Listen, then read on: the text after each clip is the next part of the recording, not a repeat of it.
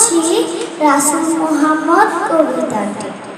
লিখেছেন মাহফুজুর রহমান আকন্দ।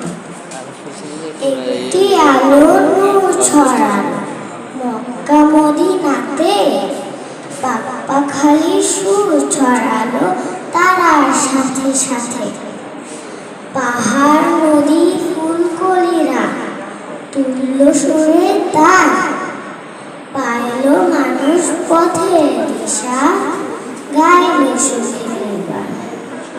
সুরের পরশ সুখের ছবি সবার হাতে হাতে, চাঁদনি আলো ফুটলো ফুটে পূর্ণময়ী রাতে। সেই আলোতে সাজলো ধরা, মাতলো সাগর নদ, সেই আলোটি দয়াল নবী রাসূল মুহাম্মদ। সেই আলোটি দয়াল নবী রাসূল মুহাম্মদ। আসসালামু আলাইকুম।